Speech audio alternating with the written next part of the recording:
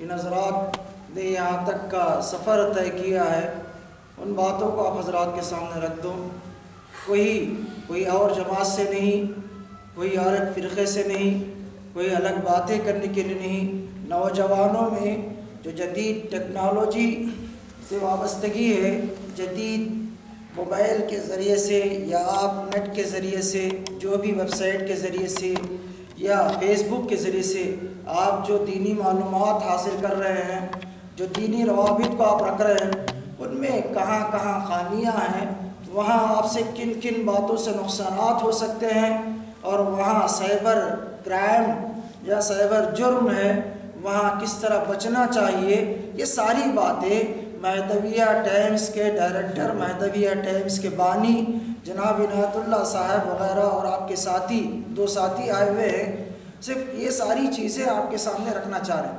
ना यहाँ आपको ये दावत देने के लिए, ना इस तरफ चलने के लिए, ना दीन की, हक़ानियत की, सदाक़त की तो बातें होती है, लेकिन आज की जो जदीद माहौल है, जदीद टेक्नोलॉजी का माहौल है, इसको आगाही के लिए यहाँ पर आए हुए हैं।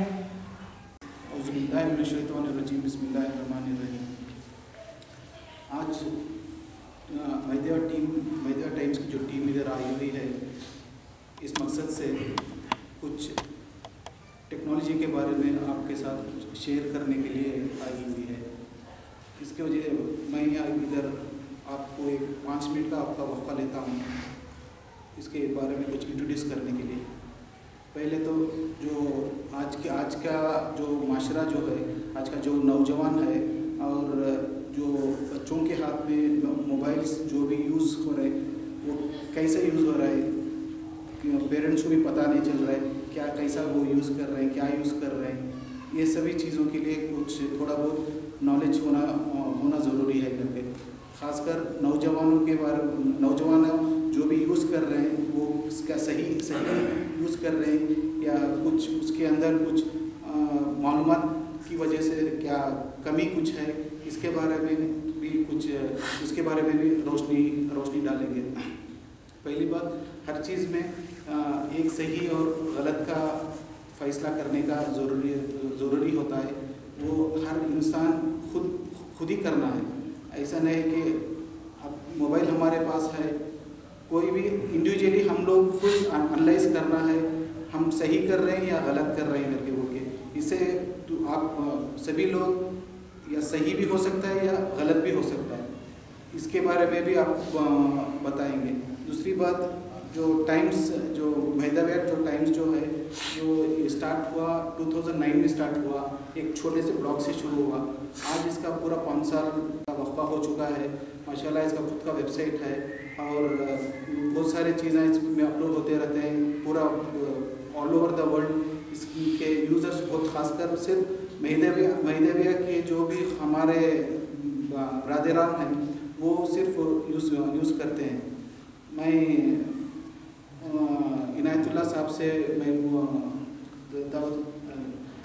तौसीफ साहब को दावत देता हूँ आके कुछ इसमें कुछ रोशनी डालने की। अल्हम्दुलिल्लाह नहमदुहु व नस्तईनुहु व नस्तगफिरुहु व नु'मिनु बिही व नतवक्कलु अलैहि व नऊज़ु बिल्लाहि मिन शुरूरि अनफुसिना व मिन सय्यिआति अमालिना। मन यहदिहिल्लाहु फला मुदिल्ल लहु व मन युद्लिल फला हादिय लहु। व नशहदु अन ला इलाहा इल्लल्लाहु वहदहु ला शरीका लहु व नशहदु अन्ना सय्यिदना व हबीबना व शफीअना व नबियना व मौलाना मुहम्मदन अब्दुहु व रसूलुहु।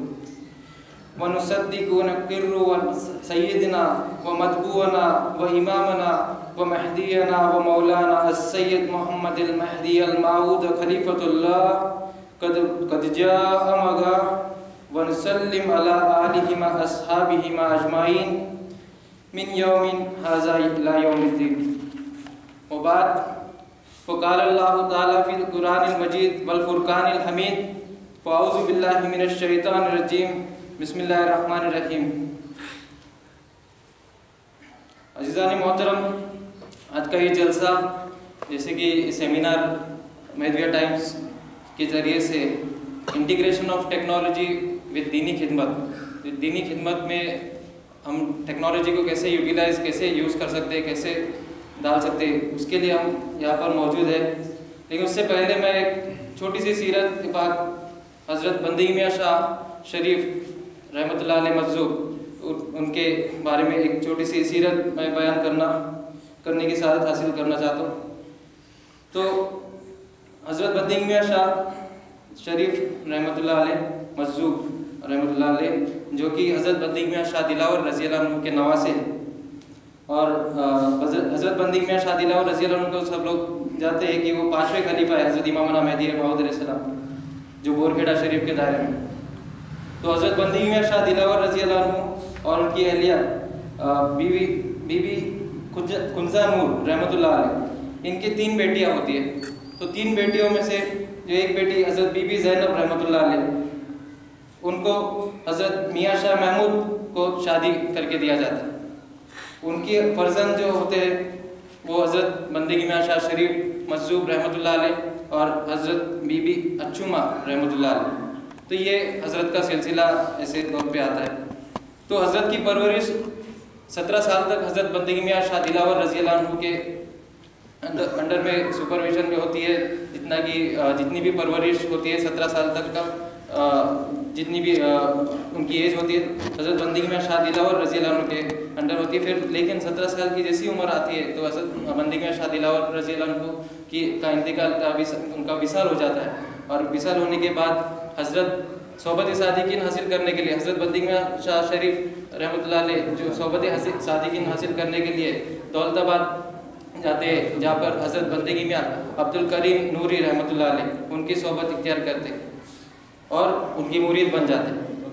तो हज़रत बंदगी मियाँ अब्दुल करीम नूरी रहमतुल्लाह अलैह उनका एक वाक़या मैं आपके सामने इसलिए रखना चाहता हूँ क्योंकि हज़रत की जो शख्सियत है कि एक मुरीदी जो उन्होंने इख्तियार की थी, एक मुर्शिद की पैरवी करना, एक मुर्शिद को पूरी तरह से उनके अंदर ढाल देना और ऐसा मानना कि मुर्शिद ही मेरे जो गाइड है, एक प्रॉपर एक मेरे लिए एक डायरेक्शन बताने वाले एक गाइड है।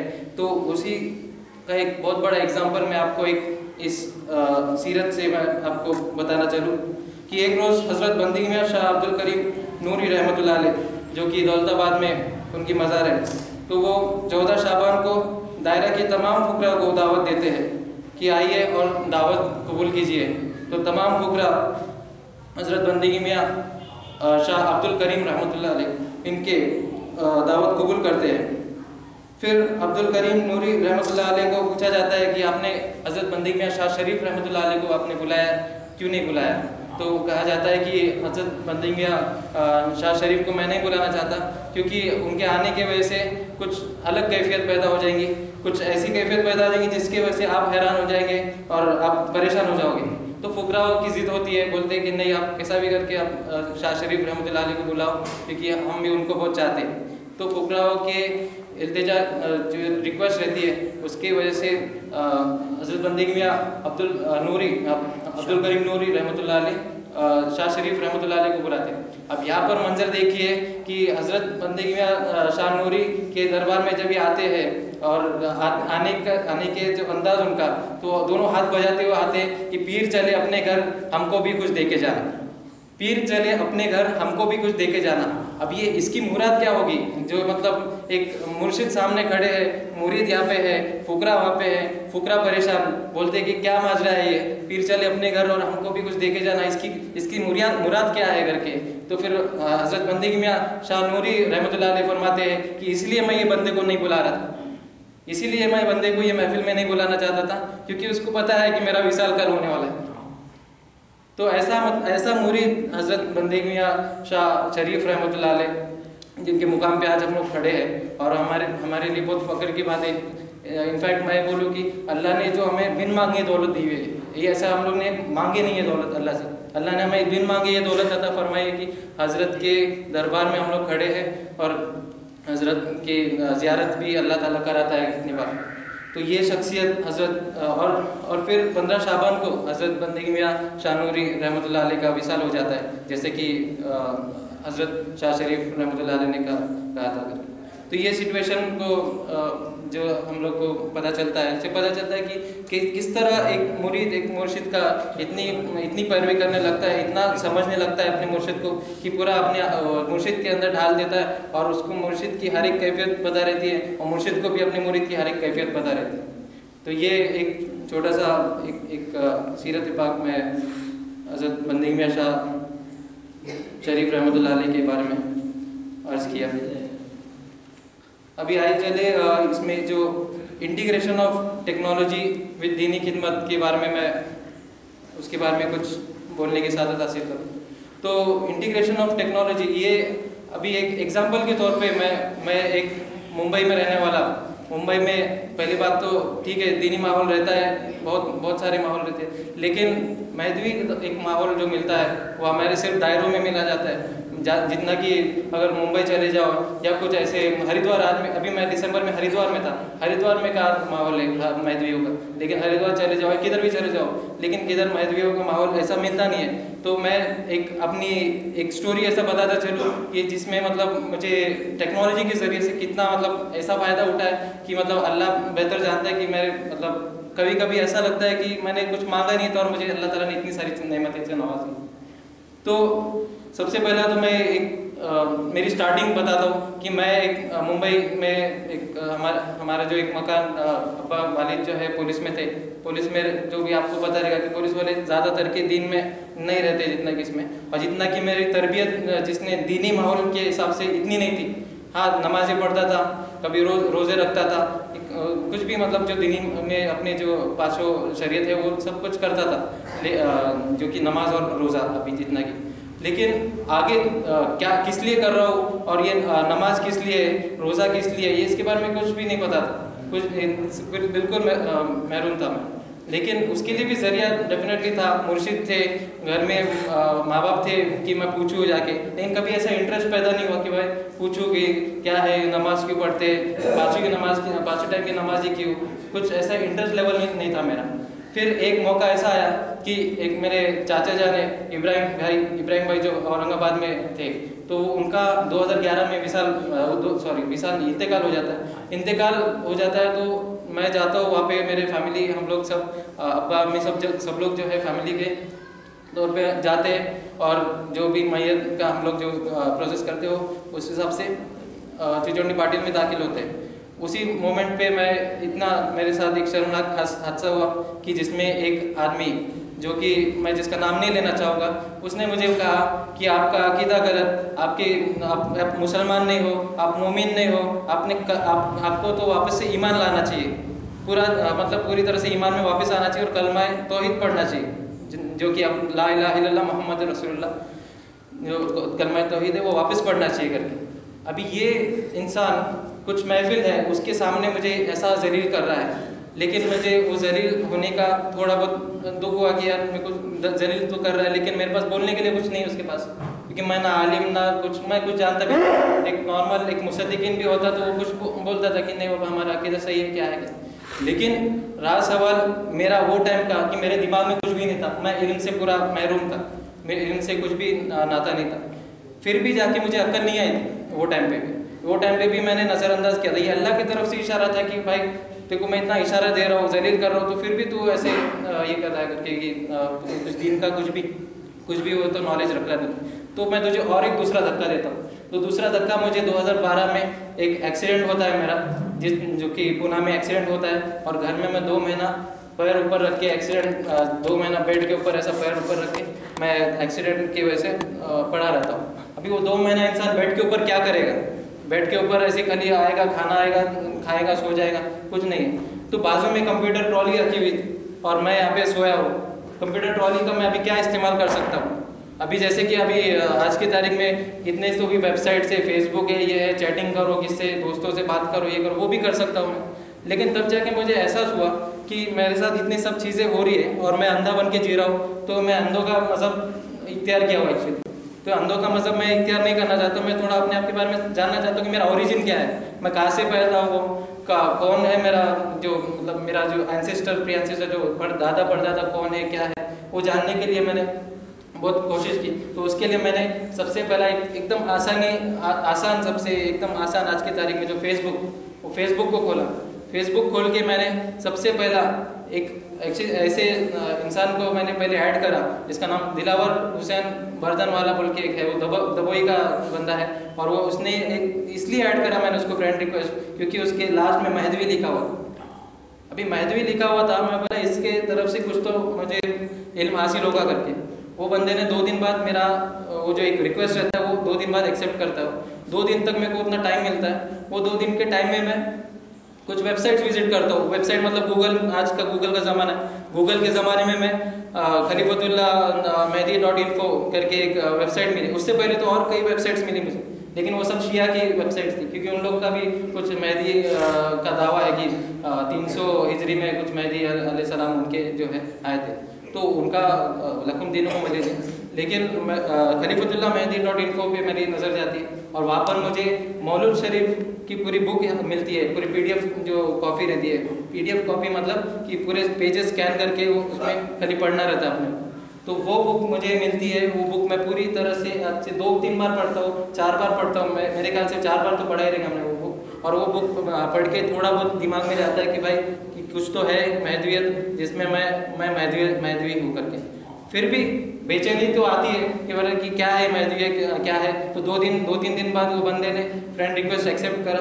उससे मैं जाना कि भाई ये महदवियत क्या है, ये क्या है। तो उसने मुझे कई सारी चीज़ें बताने लगा। उसकी वजह से दिल और हल्का होने लगा। दिल जो है जितना हावी हो गया था मेरे से कि ना मैं कौन हूँ, क्या हूँ, मैं इतना जलील क्यों होता हूँ करके लोगों के सामने। मेरे पास तो सब कुछ है, मेरे पास सब हर एक चीज़ है। इनफैक्ट मेरे पास मुर्शिद भी है, लेकिन मैं मुर्शिद के पास नहीं जा रहा। क्यों नहीं जा रहा, वो मेरी गुमराही है।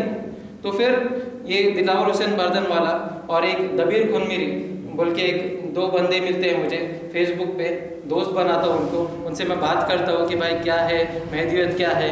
उन्होंने कभी ऐसा नहीं बोला कि ना भाई महदवियत जानना है आओ हैदराबाद आओ मैं तुमको महदवियत बताता हूँ। उन्होंने ऑनलाइन के ज़रिए मेरे को हर एक गाइडेंस बताया कि तुम ये पढ़ो, तुम वो पढ़ो। उन्होंने ये नहीं बताया कि पूरा बोले नहीं कि हाँ ठीक है फ़ोन घुमाओ और मैं पूरा महदवियत तुमको समझाता हूँ फ़ोन पे करके, ऐसा कभी नहीं कहा उन्होंने बोला कि आप अपना होमवर्क करो पहले।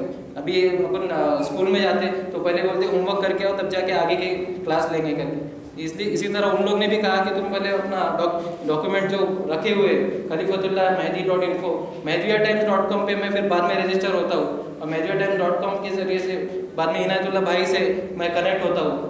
आज से 2 साल हो गए महदियाटाइम्स.com से इनायतुल्लाह भाई से मैं कनेक्टेड हूँ और जिसके वजह से मुझे वो फ़ायदा मिलता है कि जिसमें मतलब अल्हम्दुलिल्लाह सुम्मा अल्हम्दुलिल्लाह कि मेरे को महदवी होने का फ़ख्र होता है, एक सच्चा महदवी कि मतलब मेरी ज़ात क्या है, मेरी पहचान क्या है। मेरे पास हिजरा है कि हज़रत बंदगी मियां सैयद अब्दुल फ़तह रज़ी अल्लाह अन्हु जो चिचोड़नी पाटिल में है उनके हाल से मैं हूँ, उनका शिजरा मुझे मिलता है, समझ में आता है कि मैं कौन हूँ क्या हूँ।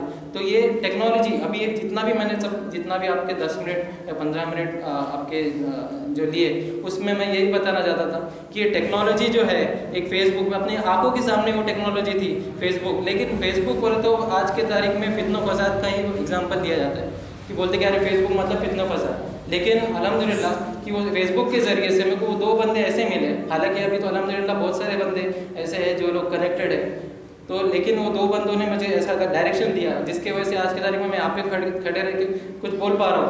बंदगी में शाह शरीफ रज़ी अल्लाह रहमतुल्लाह अलैह के बारे में भी मैं क्या बोल सकता था अभी जो मैंने बोला। ये तो सब ये मीडिया टेक्नोलॉजी उसी के ज़रिए से मैं बोल पा रहा हूँ और कर पा रहा हूँ। तो इसके लिए इंटीग्रेशन जब बोलते हैं इंटीग्रेशन ऑफ टेक्नोलॉजी इसलिए बोल रहे हैं क्योंकि दीनी खिदमत हम लोग जितने भी अपडेट्स होते हैं जलसे होते हैं, सीरत पाक हज़रत सल्लल्लाहु अलैहि वसल्लम के बारे में कहा जाता है या सीरत किसी के भी कोई भी बुजुर्गान दीन के बारे में सीरत कहा जाता है, तो वो सीरत के बारे में ऑनलाइन पब्लिश करने से लोगों में अवेयरनेस आता है, लोगों में समझ में आता है कि क्या हो रहा है अपने महदवियत। मतलब लोग सबसे पहला तो आज के तारीख में मायूसी इसलिए छाई हुई है महदवियों में कि हमारी कौम तो बहुत छोटी कौम है, कोई मतलब इतनी तादाद नहीं है अपनी। लेकिन सबको मैं एक आंसर देना चाहता हूँ इसका कि अल्लाह की एक कदीम सुन्नत हमेशा रही है कि मानने वाले थोड़े और ना मानने वाले ज़्यादा। हमेशा से ये कदीम सुन्नत रही है। तुम पैगम्बर की हिस्ट्री निकाल के देख लीजिए, मूसा अलैहिस्सलाम की हिस्ट्री निकाल के दीजिए, नूह अलैहिस्सलाम की लीजिए, हुज़ूर पाक सल्लल्लाहु अलैहि वसल्लम की ये निकाल के देखिए। आलम इस्लाम पूरा इस्लाम नहीं था, पूरे सब लोग ने इस्लाम इख्तियार नहीं किया था, कितने कम लोग थे। तो कभी भी मानने वाले छोटे होते हैं और ना मानने वाले ज़्यादा रहते हैं। तो अल्लाह पे तवक्कुल करना ज़रूरी है और तलब रखना ज़रूरी है कि भाई मेरे को क्या चाहिए क्या नहीं चाहिए करके, उस हिसाब से आपको मिलता है। जब तलब ही नहीं रहेगी इंसान में तो कोई चमचा लेके स्पून लेके आएगा नहीं कि भाई पियो करके ये चमचा कर, ऐसा नहीं आएगा। तो तलब रखो। मैं सबसे गुजारिश करता हूँ कि अल्लाह ताला सबको ईमान की दौलत से मालामाल करे, क्योंकि ईमान की दौलत ही ऐसी दौलत है जो लाफानी दौलत है, जो कभी कभी एग्जॉस्ट नहीं होने वाली है, कभी ना ख़त्म होने वाली दौलत है। और वही दौलत से आप दुनिया में भी, पहले बात तो मैं बोलूँगा, पहले आखिरत में तुम सक्सेस हो गए, कामयाब हो गए, फिर बाद में दुनिया में कामयाब हो। क्योंकि कभी भी हम लोग यही दुआ करते कि पहले आखिरत में कामयाब करा, फिर दुनिया में कामयाब करा। और ये दीन की दौलत, एक ऐसी दौलत अल्लाह ने बिन मांगी दौलत जो अता फरमाई हुई, वो बिन मांगी दौलत से अपने को मालामाल करने की तलब का दुआ करनी चाहिए हम लोग को। तो अल्लाह से दुआ है कि हम तमाम मुसद्दिकीन को अल्लाह ताला ईमान की दौलत से